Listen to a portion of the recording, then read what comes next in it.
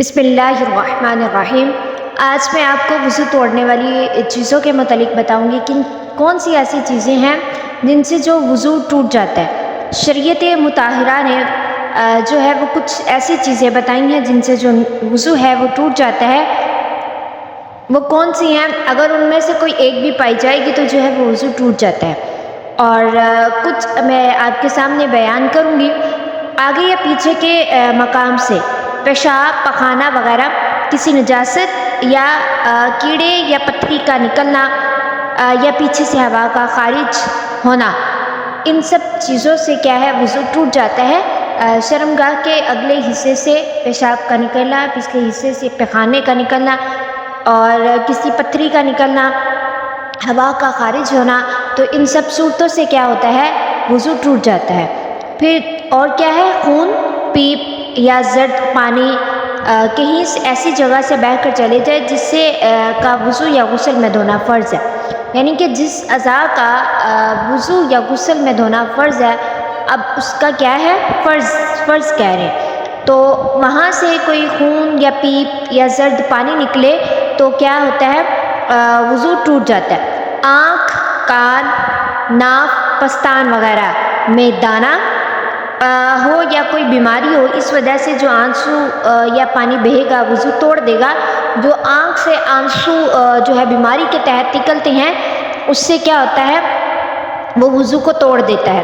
اور دکھتی ہوئی آنکھ سے جو ہے وہ آنسو بہتا ہے تو اس کا یہی حکم ہے کہ یہ پانی خود بھی نجس ہے، تو جو نجس چیز ہے وہ وضو کو توڑ دیتی ہے۔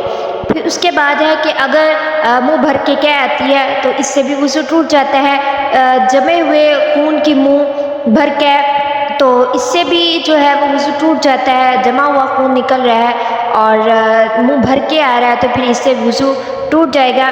بہتے ہوئے خون کی قے سے بھی وضو ٹوٹ جاتا ہے، اور اگر اس پر تھوک غالب آ جائے تو پھر وضو یہ نہیں ٹوٹتا، اور اگر تھوک غالب نہ آئے تو پھر یعنی کہ خون غالب آ جائے، خون زیادہ ہو اور تھوک کم ہو، تو پھر اس صورت میں یہ وضو ٹوٹ جاتا ہے۔ پھر اس کے بعد کیا ہے؟ بے ہوشی، غشی، پاگل پن اور اتنا نشہ کہ چلنے میں پاؤں لڑکھڑائیں، وضو ٹوٹ جاتا ہے۔ وضو کیا ہوا تھا، نشہ کر لیا یا غشی چھا گئی، بے ہوشی ہو گئی تو پاؤں لڑکھڑائیں بہت ہے، اس کو اپنا ہوش نہیں ہے، تو پھر اس صورت میں بھی وضو ٹوٹ جاتا ہے۔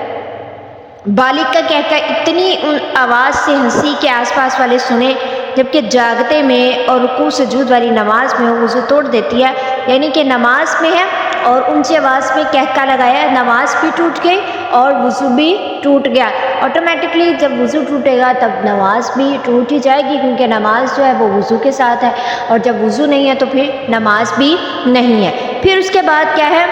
سو جانے سے بھی وضو جاتا رہتا ہے۔ اگر انسان سویا ہوا ہے تو اس صورت میں وہ وضو جو ہے وہ ٹوٹ جائے گا۔ لیٹے لیٹے آنکھ لگی یا کس چیز کے سہارے بیٹھے بیٹھے نیند آ گئی، اگر وہ چیز نہ ہوتی تو گر پڑتے تو وضو جاتا رہتا۔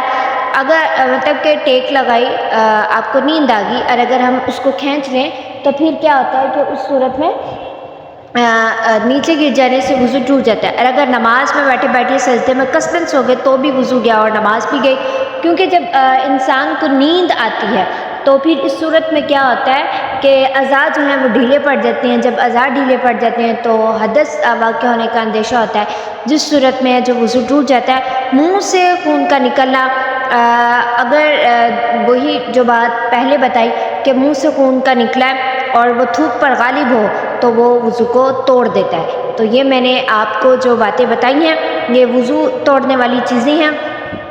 اللہ رب العزت سے دعا ہے کہ اللہ تعالی ہمیں ان چیزوں پر عمل کرنے کی توفیق عطا فرمائے اور دوسروں کو بتانے کی بھی توفیق عطا فرمائے۔ آپ لوگ میرے چینل کو سبسکرائب کریں، لائک کریں، شیئر کریں، کمنٹ کریں۔